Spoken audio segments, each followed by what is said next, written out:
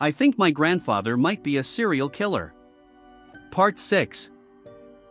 The reason you're alive, in case you were wondering, is I need to know what you know and who you've told. Salk's voice had lost any forced jocularity that I was used to hearing the times we intersected at the hospital.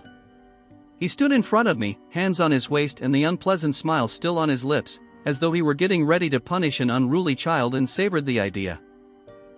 I understand you can lie, and I understand that torture is not foolproof, but I have to try, don't I?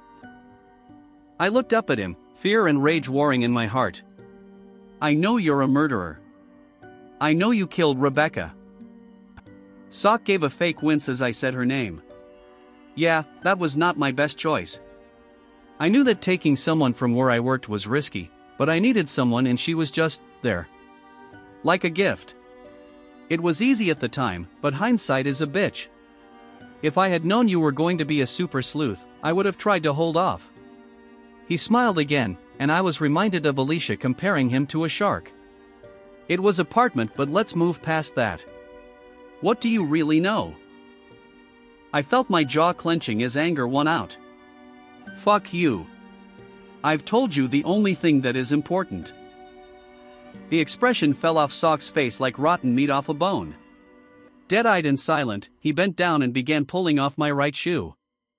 I tried to struggle briefly, but I didn't budge.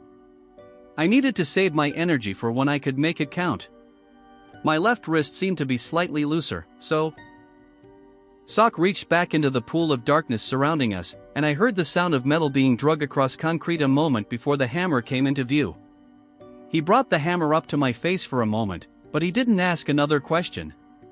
Instead, he brought the head of the hammer down on my right pinky toe with enough force to burst the flesh and pulverize the bone. I know I screamed, but I don't remember it. I was too concerned with the bomb going off in my head as the pain reached my brain.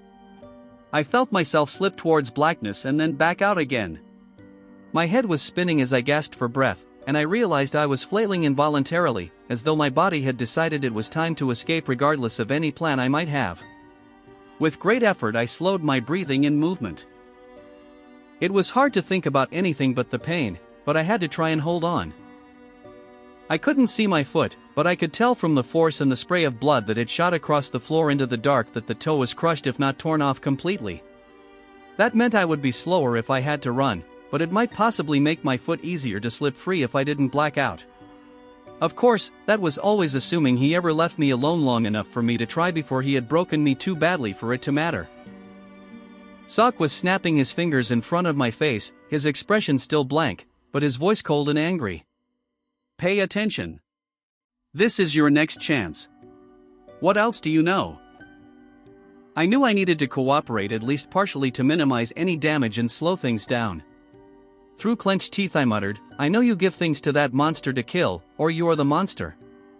I don't see how you could be, but who knows? That's what else I know. He nodded. So you don't know much, it sounds like. If you're telling the truth, which you probably aren't. But still, a good start. He suddenly slammed the hammer down again on my foot a bit further in. My world exploded into red and black, and this time I heard myself screaming for a moment before I blacked out. When I came to, Salk was just standing there, arms by his side, bloody hammer in his left hand. His eyes rolled towards me when I opened my eyes, but he didn't move yet. Just stood there, statue still, watching me for a while as I tried to get my thoughts together. When he spoke, his voice was still flat but sounded lighter, as though he was happier than he had been. Glad to see you're back. You're down 3 toes now, I'm afraid. In my expert opinion, they are beyond saving. His gaze flicked down to my feet for a moment. 2 of them are pretty much not there anymore if I'm honest.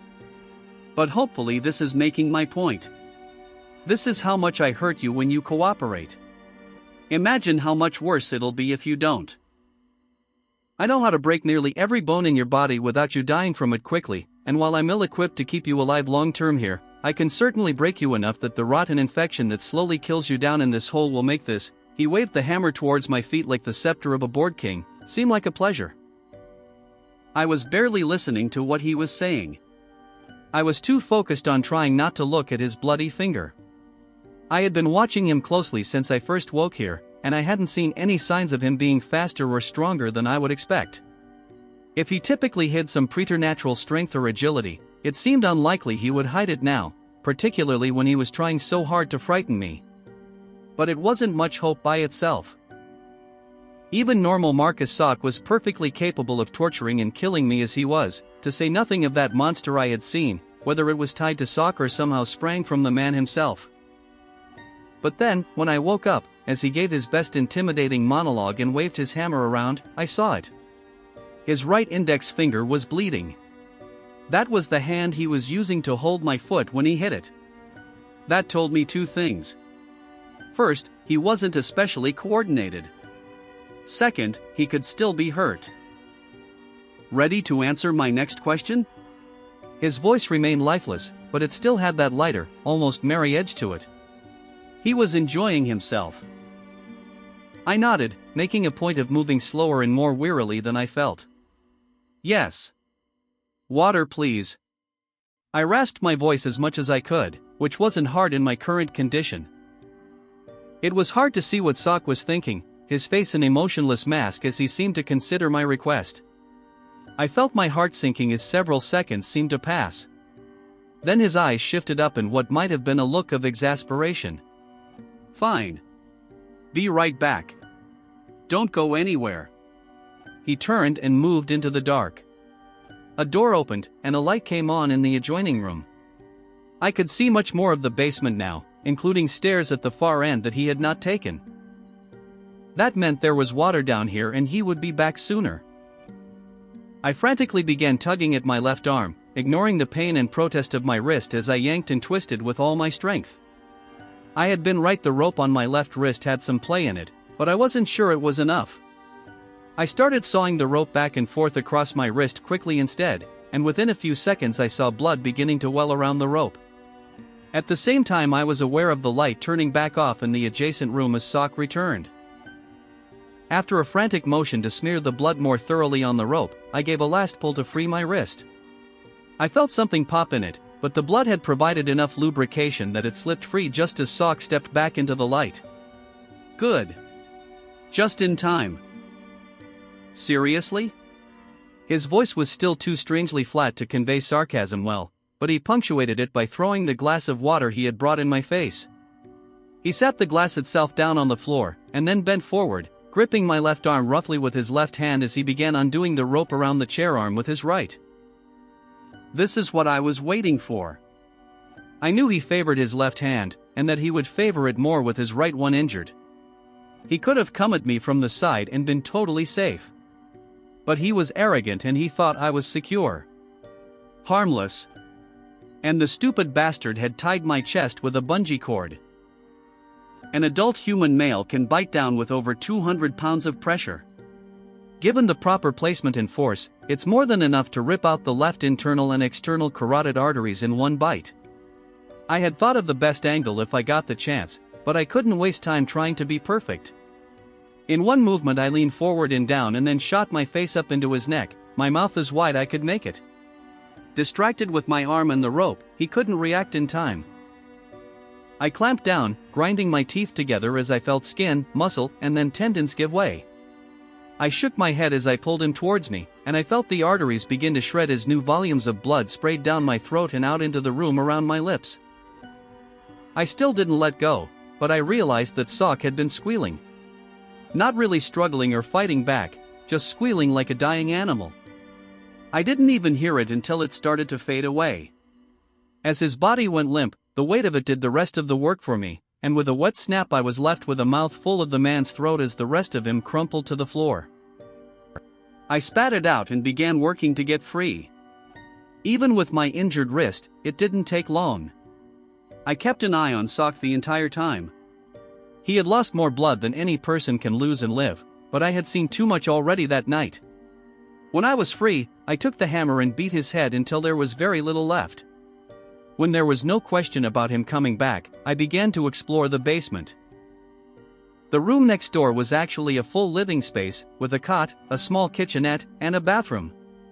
I found some bandages and antiseptic, doing the best I could to protect my foot in the short term. Salk had been telling the truth, the last two toes on my right foot were gone, After I was done with first aid, I began looking for any information that Salk could have left behind. Any clues about what was actually going on, what that creature was. But there was nothing that I could find. I felt my strength waning as the adrenaline started to wear off, so I got to work getting out of there. I quickly pilfered his pockets and found his keys as well as my own. Moving up the basement stairs, I found the door at the top was locked, but after a tense moment I found the key on Salk's carrying. I tried to move quietly as I went upstairs, images of that terrible creature in the woods filling my head as I hobbled along. I was in a small ranch house, and when I opened the exterior door I saw my battered little spy car outside. Apparently Salk had been forced to take it when his was wrecked, and by some miracle it had actually made it this far. I hoped it could make it a bit farther. Standing in the doorway looking out, I saw I was out in the middle of nowhere. There was a dirt road leading away into the distance, but no sign of other lights from houses or cars. I could tell that the sky was starting to lighten as dawn approached, but it was of little comfort at the moment. Aside from the terrible pain, I also felt exposed in this strange place where anything could be lurking about. I quickly went back inside to spread around the contents of a gas can I had found in the basement, making sure to saturate anywhere I had traveled in Salk's body as I went. Going back outside, I tried my car and it cranked up with a groaning whine. So far so good. I had actually forgotten to find something to light the gasoline in my addled state, but the cigarette lighter from the car and a scrounged up piece of paper from my floorboard did the trick, and in a few minutes I was driving away. Having no clue where I was, I saw the tracks on the dirt road seemed to show Salk had come from the right, so that's the direction I headed back in. Driving was awkward, as the car had no cruise control and I couldn't use my right foot to accelerate. Thankfully it was an automatic, and while it wasn't comfortable, that inconvenience was the least of my worries. More troublesome was my consciousness, which was dipping in and out as I drove. Gritting my teeth, I bumped my right foot against the interior of the car lightly, the surge of pain making me groan but bringing me back for the moment. I had a panicked thought and looked down at the gas gauge, remembering how low I had been before the wreck. Apparently Salk had to stop and get gas to get me all the way out here, because now there was over half a tank. I had the unironic thought that it was a lucky break, and then I started crying. Not just a little, but blinding, body-racking sobs to the point that I had to pull over. I sat there in my dingy little spy car for some time weeping. Part of it was the physical and emotional toll of the last few hours, but most of it was because it was over. Salk was finally dead. And that night, as I sat tied to his chair and said that him killing Rebecca was the only thing that was important, I had meant it. The monster, the mystery, none of that mattered. He had taken my life from me, my sweet, wonderful baby, and now I had ended him. But while that was a relief in one way, it terrified me in another. For months I had been preoccupied with studying Salk, with preparing my revenge. Now that it was done, I found myself standing at the edge of my black despair, the ground weakening under my feet as the new reality set in. I had nothing left to do. Nothing left to live for. Salk had taken my gun and knife, but there still was a box cutter in the glove compartment. I took it out and held it for a while, testing its feel in my palm and the accompanying idea in my mind. It was very tempting. But I kept thinking of what Rebecca would want me to do, and of that terrified little boy in the moments before he died. I wasn't done. I couldn't even say whether or not killing Salk had killed the monster or if it was still out there, and I hadn't come this far to quit on any of it, myself included.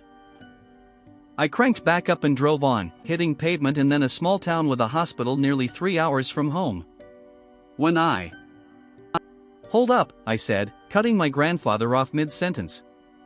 Just stop. He frowned and nodded. We had been sitting here for over 2 hours, and as the old man talked I had felt my anxiety grow into a kind of strange, angry fear. I stood up and began pacing to try to rid myself of some of the nervous energy I had been accumulating. So to summarize, you killed this guy Salk who killed your wife. And he either was this terrible beetle rat monster thing or he was working with him? Is that the fucking short version? I realized I was yelling, but I didn't care. My grandfather opened his mouth to respond but I talked over him. Okay, aside from the fact of how batshit crazy that is, let's just go with it for now. Let's even say that you did kill this Salk guy, who clearly couldn't be a monster because they don't fucking exist, but that you were justified because he really did kill Grandma. I paused to take a breath, and seeing the abject sadness on his face, I forced a calmer tone. How does any of that explain what I saw last night? What did you do to that woman?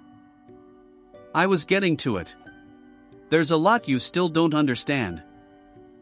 I shook my head. No. What you're saying doesn't make sense. I get that you have been through a lot. I do. And maybe you can't see how crazy some of this stuff is. But if you really believe all this stuff, you need help. But I can't know what kind of help you need until I know what you've done. I tried to prepare myself for the question I had been dreading asking all morning. Grandpa, did you kill that woman? He met my gaze solemnly, looking older in that moment than I had ever seen him. I did. But again, there's more to it. I raised my hand. Sure. Aside from Salk and that woman, have you killed other people?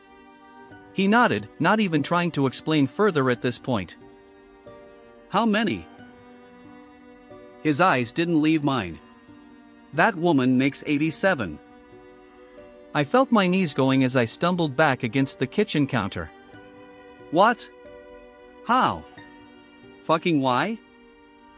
He looked dejected. I've been trying to tell you why. It's not an easy or quick thing to explain. I dug into my pocket as he was talking. Yeah, I guess not. Pulling my phone out, I tapped out 911 and hit call. After a moment of silence, I heard it ring and then a woman's voice was on the line. 911, what's your emergency? My throat was suddenly dry as a bone. My grandfather sat silently staring at me from the table without protest, just watching. I finally managed to croak out, I think there's been a murder out here. I think my grandfather killed someone. What the fuck? 87 people? And Salk makes one? Why not hear him out? Hell, Lou. Come on, man, what if he's killing all these monsters, doing your gramps dirty and not even hearing his whole story? I understand this might sound unbelievable to you, but you did say you'd hear him out. You could at least do that before you made any decisions. You didn't even ask to look at his toes first? Crazy, man. Have you given him any water? And why are you so impatient? If he is lying, he is a good storyteller. It's not like he is going to run off. Real smart, making a move before knowing the full extent of possible information. An understandable rookie mistake, but Simon, man,